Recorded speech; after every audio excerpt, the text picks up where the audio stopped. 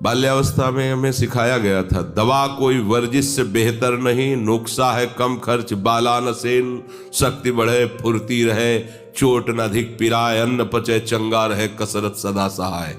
व्यायाम करना सबसे बड़ी औषधि सेवन करना है, हर रोग शासन में रहेगा। अब तो इसके कारण व्यायाम नहीं हो पाता, नहीं 45 मिनट दंड बैठक, खोपड़ी के बल खड़े होना और कई आसन, ये हित धाम तक बराबर अनवरत 25 वर्ष, कोई दिन ऐसी दिनचर्या नहीं की। अब वो व्यायाम क्या कि 2 दिन किया, तीसरे दिन नहीं किया, चौथे दिन नहीं किया तो आपका शरीर दर्द करेगा। व्यायाम एक नियत समय पर नियत संख्या के अनुसार करें, क्योंकि आप उपासक हैं, आप कोई पहलवान तो है नहीं कि आप और बढ़ाते चले जाएं। एक नियत समय पर नियत करना ही चाहिए सबको। अगर आपको ब्रह्मचर्य रहना, शरीर स्वस्थ रखना है, इसी जन्म में भगवत प्राप्ति करनी, तो आपको व्यायाम अत्यंत अनिवार्य है। चाहे स्त्री शरीर हो चाहे पुरुष शरीर, शरीर में जब अन्न जाता है तो उसके लिए हमें एक बार पसीना निकालना पड़े। आप सहज में बात समझो, जब आपकी रात भर खड़ी मोटरसाइकिल जब सुबह आप चलाना चाहते हैं तो पहले उसको करके एकदम जोर से नहीं करते, गियर में डालते हैं जोर से एकदम है, हाँ रेस वेस जो भी कहते हैं ऐसे कस के करते हैं ना, ऐसे तुम अपनी गाड़ी को एक बार दंड बैठक व्यायाम दौड़ भाग थोड़ा आधा घंटा पौन घंटा इतना 24 घंटे फिर अन्य सेवा में लगाओ। पर व्यायाम अत्यंत आवश्यक है, क्योंकि आपकी आंतों का पाचन तंत्र पुष्ट होना और मलाशय साफ होना, ये शरीर है कोई चिदानंद नहीं, इसको ठीक से चलाओ। बार बार जो अधिक पाते हैं उनको पेट याद आता रहता है, टहलते हैं बैठते हैं करवट लेते हैं। अब उनका साधन भजन जब केवल पेट ही होता है, और ये बड़ा विचित्र मन है, आगे रसोई में क्या बन रहा है पता लगाता है। अब यहां पचा नहीं, आज क्या बन रहा है, आज ये हाँ संकल्प बन गया भोजन के लिए। भजन के लिए तुम्हारा कब संकल्प बनेगा, भजन के लिए तुम्हारी रुचि कब बढ़ेगी, इसको सावधान। ये न ध्यान करने देगा न भजन करने। अब पेट बड़ा हो रहा है तो आप आसन में बैठ सकते हो क्या, वो बोझा इतना रहेगा कि कुर्सी में बैठोगे, अरे नहीं, आप साधु हो, आपको ऐसे नहीं बैठना है। आप कोई विषयी पुरुष नहीं हो, आप कोई गृहस्थ नहीं हो। गृहस्थ इसलिए कह देते कि उन लोगों को बहुत कार्य करने होते हैं, वो अच्छे से नहीं पाएंगे तो नहीं चल पाएगा उनका गृहस्थी के कार्य। और 8-8 घंटे मेहनत कर रहे हैं, आप 8 मिनट भी मेहनत करना नहीं शरीर से, माला चलाना कोई बाहरी मेहनत की बात थोड़ी है।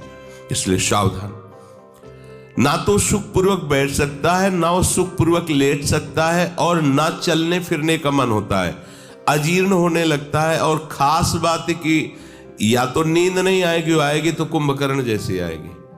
युक्ताहार विहार, आगे श्लोक है इसी का। अगर आप ठीक से भोजन को नहीं समझते हैं तो आपके लिए वही रोग और दुख का कारण बन जाएगा। इस शरीर में अधिक चर्बी चढ़ना शरीर को बहुत भारी रोगों में फंसा देना है, ध्यान रखना। ये मोटापा बहुत बड़ा श्राप है जीने के लिए, आप इसे अच्छी बात मत समझिए, इसको मोटापा मत बढ़ने दीजिए, किसी का भी मोटापा।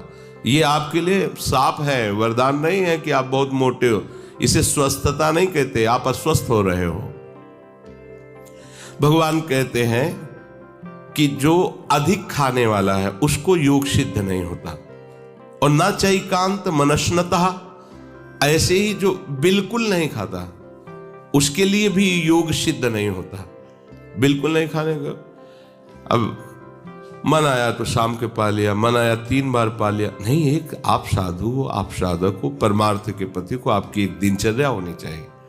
जैसे बाल भोग बंद, तो आप एकांत में भी बाल भोग मत कीजिए, अनुशासन को मानिए। अब राजभोग के समय उतना पा लीजिए जितना जीना है, क्योंकि शाम के फिर मिलना है, शाम के उतना पा लीजिए जितना आप 1:30 बजे 2 बजे उठ के बैठ गए, भजन किए, थोड़ा शौच स्नान आज अपनी दिनचर्या में लग गए। अगर आप अन्न को अधिक पाएंगे या अन्न को बिल्कुल नहीं पाएंगे तो बात नहीं बनेगी। ब्रह्म ऋषियों ने इसका अनुभव कराया। 15 दिन तक खूब अधिक भोजन करवाया गया तो शास्त्र विस्मरण होने लगे, स्मृति शक्ति कमजोर पड़ने लगी और उपासना में फर्क पड़ने लगा, दिनचर्या बाधित हो गई।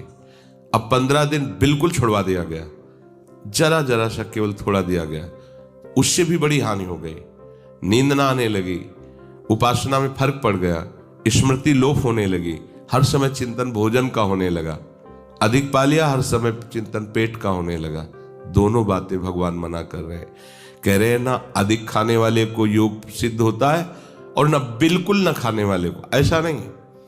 भोजन न करने से मन बार बार भोजन का चिंतन करता है, शरीर में शक्ति कम हो जाती है, मांस मज्जा आदि में दर्द शुरू हो जाता है, शरीर शिथिल हो जाता है, चलना फिरना भी कठिन हो जाता है, साधना करना तो क्या।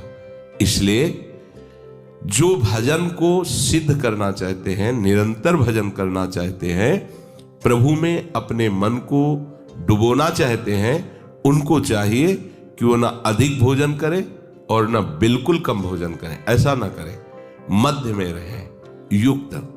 हमारी भूख है 4 रोटी की, 4 हम पा सकते हैं, 1 छोड़ देंगे। हमारी भूख है 15 रोटी की, 2 हम छोड़ देते, 13 पा लेते, उसके साथ उसका मिलन नहीं होगा। अब एकदम शरीर 45 किलो का है, अब वो 13 रोटी खा भी नहीं सकता। अब 115 किलो का उसका शरीर का वैसे लंबा चौड़ा हाइट है, और उसे 2 रोटी दोगे तो चिंतन रोटी का होगा, क्योंकि अभी परमात्मा चिंतन में डूबा थोड़ी। ये थोड़ा ध्यान रखना पड़ेगा। ऐसा नहीं है कि दोनों का, उपासकों का एक ही वजन भोजन का हो, क्योंकि उसके शरीर की रचना है।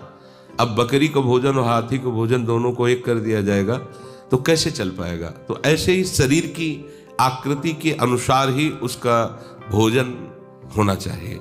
अगर बहुत शरीर लंबा चौड़ा ऐसा है और वो पता है 1.5-2 किलो, तो उसको 800 ग्राम एक बार देना होगा, क्योंकि चल नहीं पाएगा, वो उसकी हैबिट है ऐसी।